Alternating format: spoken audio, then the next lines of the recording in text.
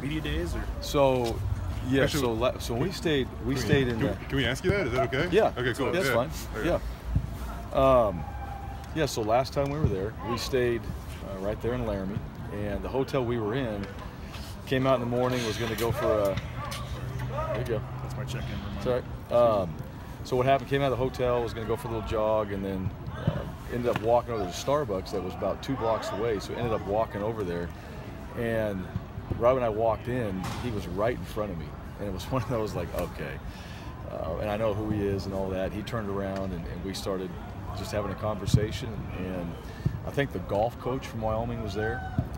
Marcel Yates rolled into Starbucks, and Steve Caldwell rolled in there. So we were all kind of there, and it was the morning of the game, a little mini convention, and the line was fairly long, so we had a chance to talk. And he was ahead of me, and he was gracious enough to buy me a cup of coffee, and got a chance to talk for a little bit longer, and then he left. So it was first chance to really get to know him, and obviously since then we've been in the same media day events, and then also in the spring meetings and all that, and he does a great job representing us as well. So if you see him Saturday, you'll return the favor. It's your turn to buy. Yeah. Well, I saw him last year at the game, and I told him, I said, hey, I don't have a cup of coffee for you right now, and we kind of joked about it. So that was our little kind of inside deal and first meeting, but we're not going to be staying right there in Laramie. We'll be in Cheyenne this time. It's kind of a funny game day interaction, I'd assume, right? I mean, how many times do you wake up and it was yeah, you kind of you got your game face on a little bit, and then he was it was a good meeting, and certainly we're competing against each other, but it was good to kind of talk a little bit, and his first year there, and we're trying to just figure things out a little bit. So he's done a great job, and I talked about him earlier this week, but what he's been able to do, and obviously what he's doing this year, I mean, he's got a lot of respect in the coaching profession. With Brett, it seems like the expectations were so high coming into the year this year that it was almost probably hard for him to meet those. But aside from the interceptions, obviously he's near the top of the conference in almost all the stats. Asked him how he thought he was playing. He said good enough to win. I mean, how do you look at how Brett's played this year? Yeah, the expectations, that's really from the outside. Our expectations are how do we keep improving each and every week, and his game plan is different. So if you had the same game plan every single week, you'd sit there and just compare how he went and operated that, but it's different every week. He has to relearn a lot of different things, in my opinion. That's what our quarterbacks have done, and so to me, just his capacity to take the information in, process it, and then his time spent and how he prepares himself, that's what I've been most impressed with. And I think he's done a tremendous job of leading. And you go back to this last game, and we had a couple plays in there.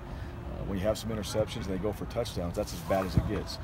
And then you come back and you fire a throw like he did down to Cedric Wilson down the middle of the field, that's as good as it gets. So to me, not many players, not just quarterbacks, can just overcome that adversity and still be that aggressive and attack like he did. And I think that's been the most impressive thing. Some injuries at the stud position with Jabril and Sam Whitney. Where do you guys kind of plan on going? Jabril's fine. Okay. Yeah, those guys are, and the other guys we said were, are going to be a game time decision. So we're fine as far as that goes. The guys that are out, that had Evan Tyler who's out, and Gabe who's out as well. So Gabe is at that position.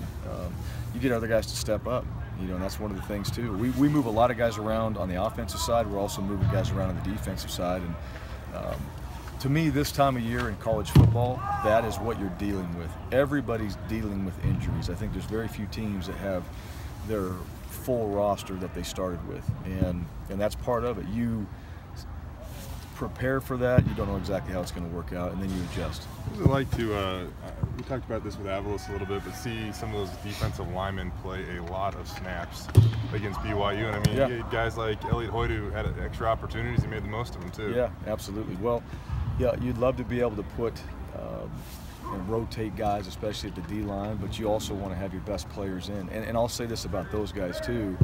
Those guys want to be in. And so sometimes even in practice, you try to take out a Sam McCaskill or a Thomas Spurbeck, they don't come out. In a game where it's tight, those guys aren't going to take themselves out. And when they're playing, and as a coach, you're not going to take a guy out when he's telling you, hey, I'm good. Now, they certainly, if they're so tired they can't go another rep, then we're going to have to spell them. And the other guys, the backup guys, are ready to go too. They're capable of coming in there and being effective, but I think that's what good players do. They want to play every rep. In a perfect world, hey, you're rotating guys, you're getting maybe half and half, you're trying to keep them fresh, but we haven't been in that situation. Another storyline at times this season has been the defense kind of getting in situations where they've been backed up and coming up clutch. And kind of maybe one thing that isn't quite as noticeable is the offense that gets, backed up at times. But I was looking it up today. You guys have 24 touchdown drives of 70 or more yards, which is already more than you had all of last season. How hard is it to put together a drive like that game in and game out? And you guys have been able to do it pretty consistently. Yeah, we sustained some long drives, and those guys have been executed. And you're right, the offense has been pinned back and put together some long drives, and really even towards the end of half. That's been a big part, I think, for us, is getting those scores going into halftime, especially in some of these tight games. But yeah, I think that's just part of the mentality of this football team. Defense, when you get the ball, they get the ball, and all of a sudden you're on the -25, you got to defend that. Offense, you get the ball, and you're on the 5, the 3, whatever it is. We're still trying to score. And so I think that's really just our mindset, is executing, putting the drive together. Those guys are taking a lot of pride in that too. That's not gone unnoticed with us as far as just the amount of yards we put together in some of those drives. And that just says, hey, it doesn't matter where we're at, -1, plus field position, it's all the same mindset. Brett said that prior to that last 90-yard drive in the most recent game that he looked at the guys and he said, hey, we've got to score here. We're going to score here. Yeah. What's it like knowing that you've had at least one 85-yard touchdown drive in the last 6 games? What's it like knowing that you can put – that's hard to do. It is. Yeah, well, and what he said was right. We needed to score.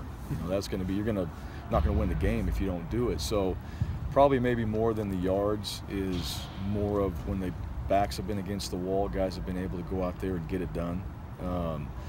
And then just the distance, you add that, how far they've had to travel to do it.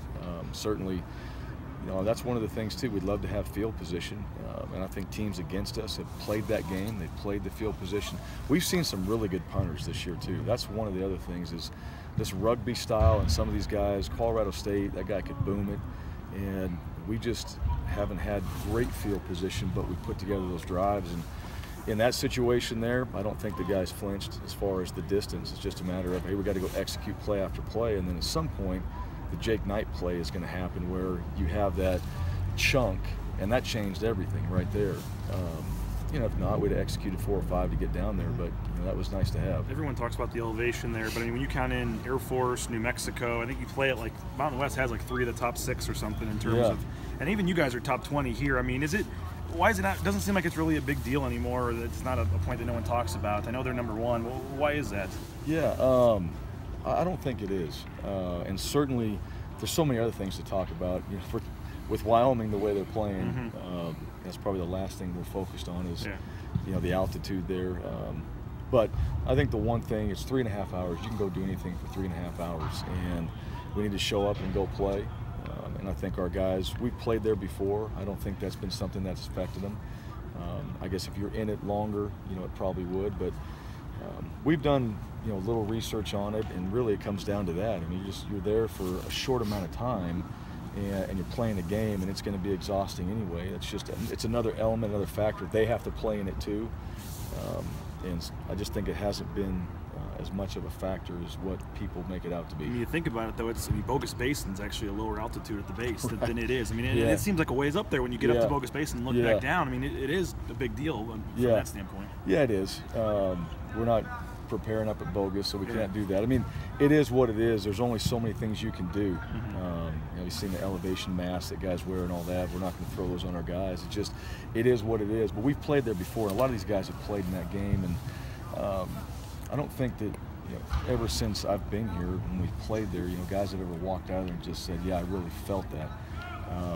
That's just the way the game has gone. So it's really not been something that we've had to make a major focus on as far as what our players have told us. I had a question request from Dave Southern, who's flying out right now.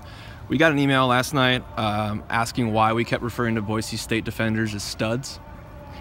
The position? The position. Yeah. They didn't know it was a position. We just want to get it on the record. what it means and how you define it, because this was a hotly contested issue. We just thought we were just calling them all great players, yep, right? Yep, they were asking us every why. Every one of our defensive players are studs. That's just the name of the position. That's a boundary, stand-up defensive end. So stand-up defensive end, stud, and if you want to break all that down and how we do it in football terms. So because that guy is up, that guy is, he also plays a little bit of linebacker, and other than that, that's really all I know, the history behind the name of it and all that. I never questioned why they called him that. I just knew that stand-up defensive end makes sense, right? Yep. So that's what they are, but we do feel like our guys are studs on the defense too, so I don't want to, if that confuses everybody, sorry. All right, guys. Good.